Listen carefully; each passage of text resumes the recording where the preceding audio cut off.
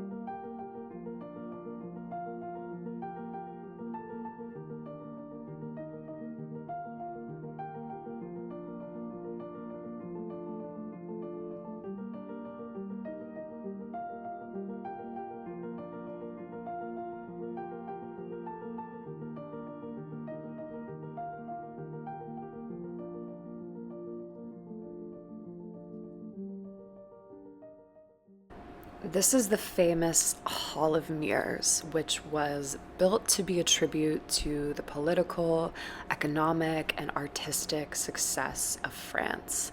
So when foreign dignitaries were coming to visit, they would always bring them to the Hall of Mirrors to really just brag and boast about how incredible France is.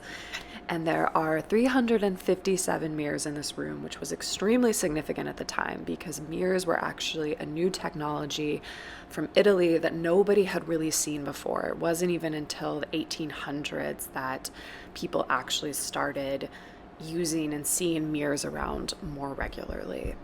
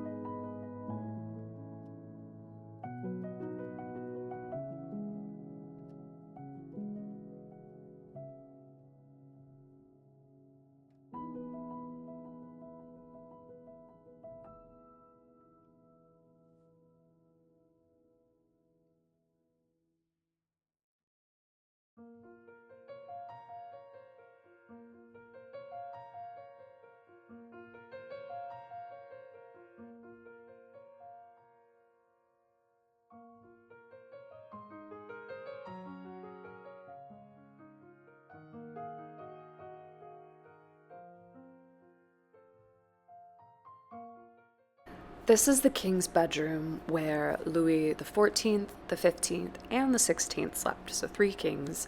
Louis the 14th had a very special ceremony every morning where a select group of nobles had the privilege of watching him wake up.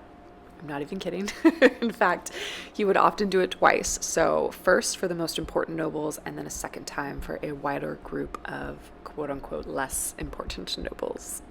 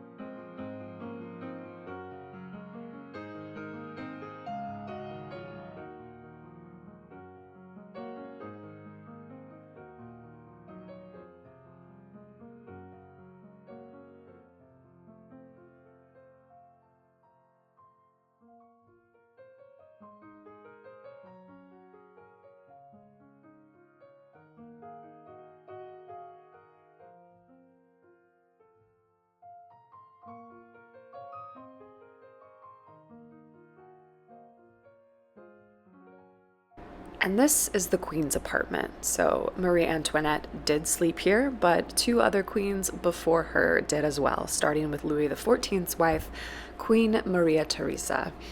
And this is also where the queen would give birth and essentially welcome the next potential king into his kingdom.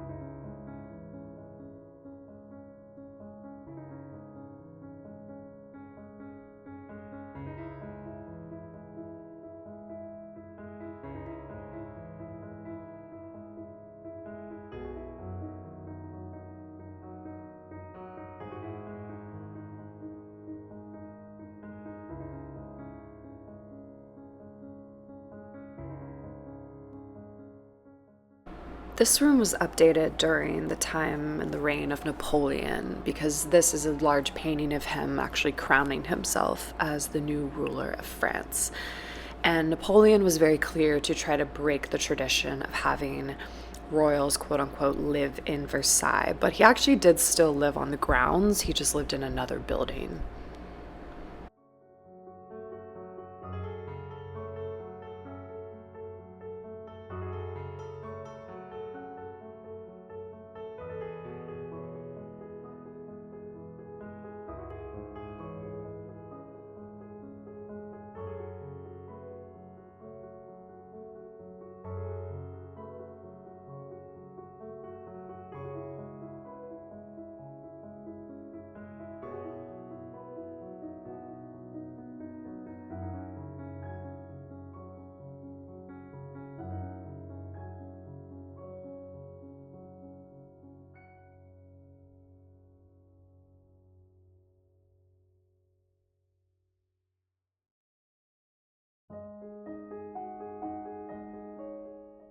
Now we're gonna head out to see the gardens of Versailles, which are almost just as stunning as the inside of the palace.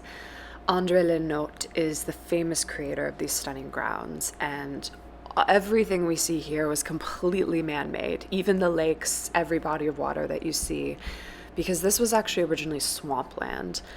And for that time, in the 1700s, this was such an insane feat just because all of that water and all of that greenery and everything had to be brought in. So it took about 40 years to create the grounds as we see them now. And what we're looking at here is called the Orangery. And it's called this because it consists of orange trees that Louis XIV would collect from the royal houses.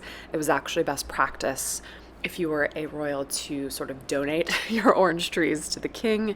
And it also includes trees all over from Italy and Spain and Portugal.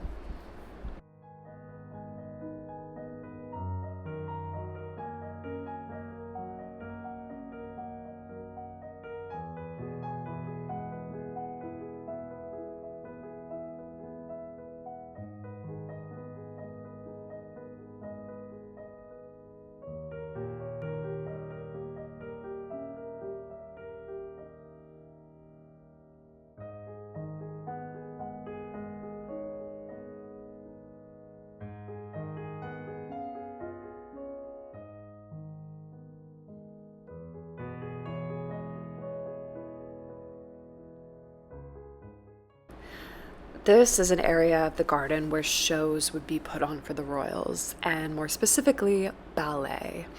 In fact, the ballet choreography that is still used today, all of the terms, was invented by Louis XIV, who had an extreme passion for ballet.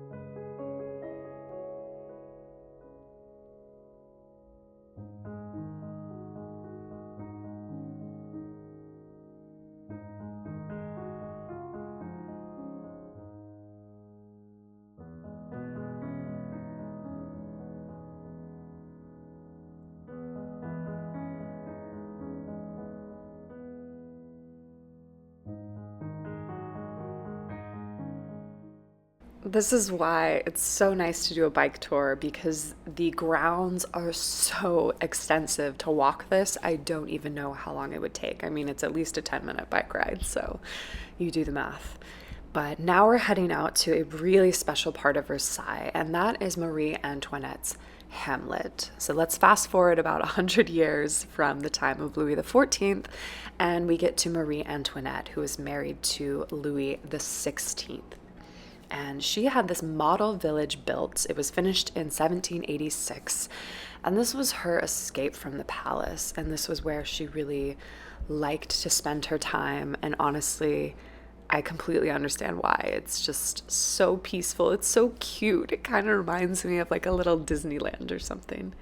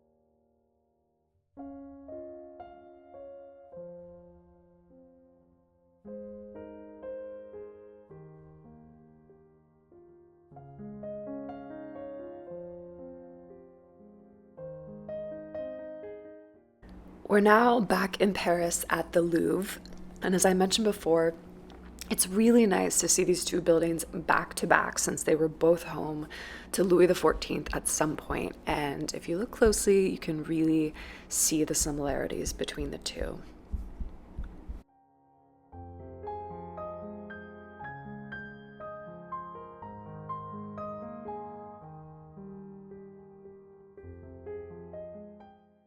This is where Leonardo da Vinci's famous Mona Lisa resides. As you can see, this is one of the most popular destinations at the Louvre. You can wait in line and get a close-up of it if you'd like. And if you've never been to the Louvre, I warn you, even if you spend an entire day here, you still won't see the majority of it. Apparently, I read a stat that it's so big, even if you spend 30 seconds looking at each work, it would take you something like 200 days to get through them all. So it's definitely an experience, even just to see a small piece of it like we did.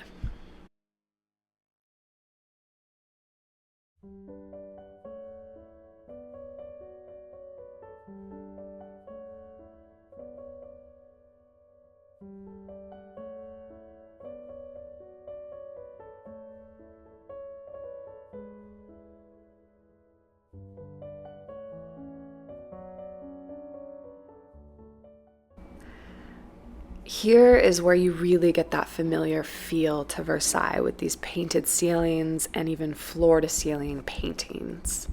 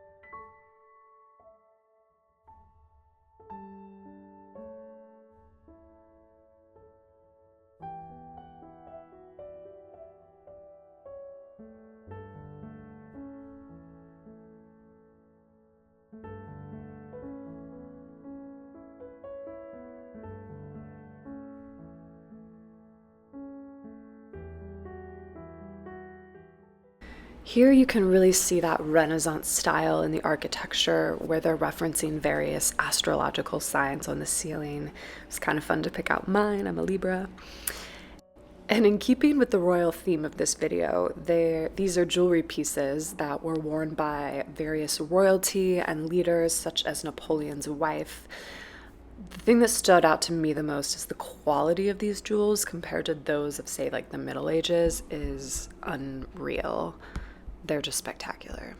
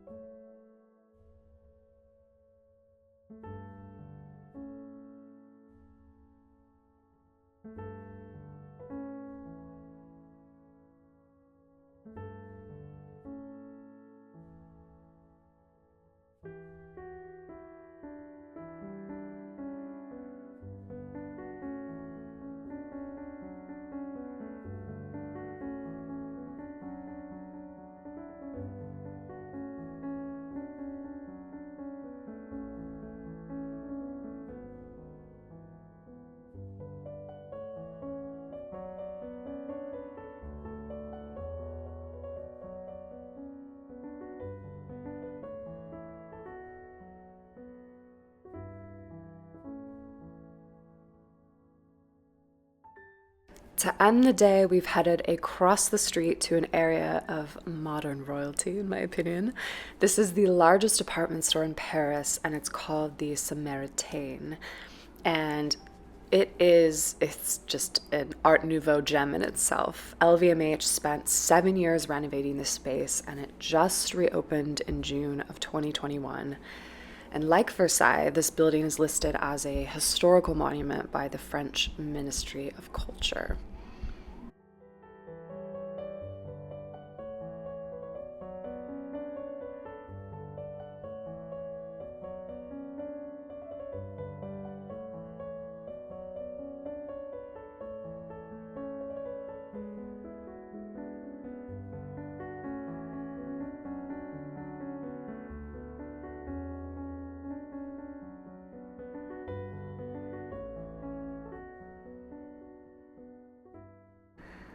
I figured the best way to end this video, as well as all of my Paris videos, this is the final video that I will be uploading, was to leave you here at the Louvre at nighttime. It's one of my favorite times to actually come see the Louvre, where all of the crowds have disappeared and you're just left with the stunning architecture at nighttime.